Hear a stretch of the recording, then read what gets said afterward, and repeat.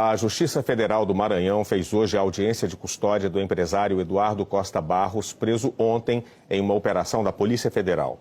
Ele é suspeito de fraudes e desvio de dinheiro público na Codevasf, a Companhia de Desenvolvimento dos Vales do São Francisco e do Parnaíba.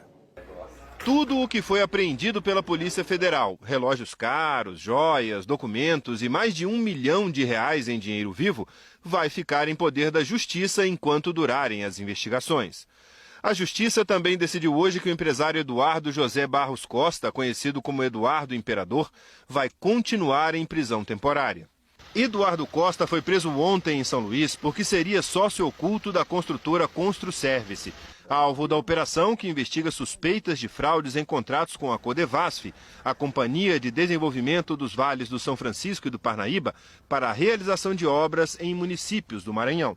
Na decisão que autorizou a operação, o juiz afirma que o objetivo era investigar uma suposta associação dita criminosa, destinada em tese a cometer fraudes licitatórias e lavagem de dinheiro, utilizando verbas federais oriundas da Codevasf.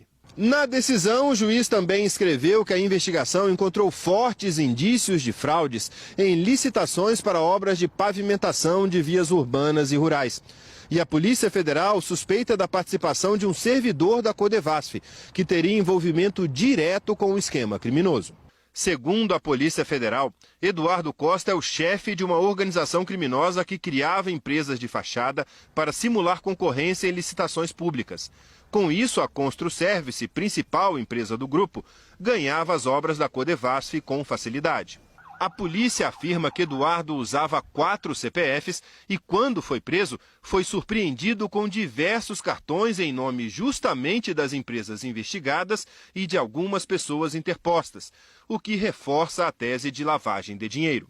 A empresa Construservice não tinha contratos com o governo federal até 2019, mas de lá para cá conseguiu fazer obras de pavimentação com recursos federais em vários estados.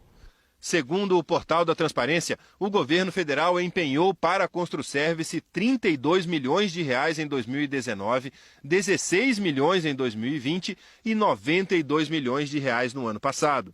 E esse valor pode aumentar, porque no fim do ano passado a empresa venceu outras licitações. A Codevasf, empresa pública ligada ao Ministério do Desenvolvimento Regional, atualmente é comandada por indicados do Centrão, grupo de partidos da base de apoio do presidente Jair Bolsonaro. Presente em 15 estados e no Distrito Federal, a Codevasf foi um dos órgãos do governo federal que receberam verbas significativas do chamado orçamento secreto, uma prática que permite a parlamentares repassar verbas aos estados por emendas do relator do orçamento, o que impede ou dificulta a identificação deles, diminuindo a transparência. Neste ano, o orçamento previsto inicialmente das emendas do relator para a Codevasf era de R$610 milhões. Mas, a pedido de lideranças partidárias, o governo praticamente dobrou esse valor. Num relatório divulgado este ano, a Controladoria Geral da União chamou atenção para o fato de que as emendas de relator são hoje a principal fonte de recursos para investimentos da Codevasf. De acordo com a CGU, em 2014, as emendas destinadas à empresa somaram R$133 milhões. Em 2019, primeiro ano do governo Bolsonaro, esse valor subiu para 309 milhões e continuou aumentando. Em 2020, a Codevasf recebeu 545 milhões em emendas. E no ano passado, o valor passou de R$1 bilhão e 300 milhões.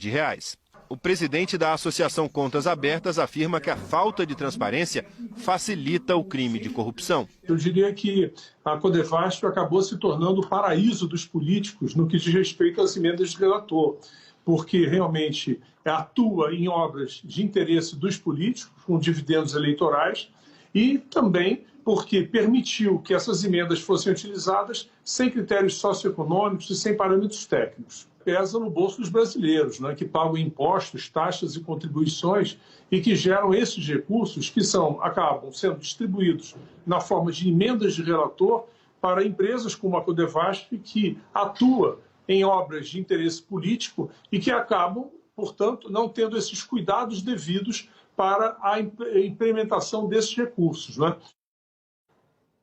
A defesa de Eduardo Costa negou as acusações. Afirmou que a prisão dele é ilegal e desnecessária. A Codevasf declarou que a responsabilidade legal dos convênios citados não são da companhia e sim das prefeituras e que está colaborando com as investigações. O Ministério do Desenvolvimento Regional também informou que os processos de licitação são de responsabilidade dos municípios, que esses processos passaram por fiscalização e que nenhuma irregularidade foi encontrada.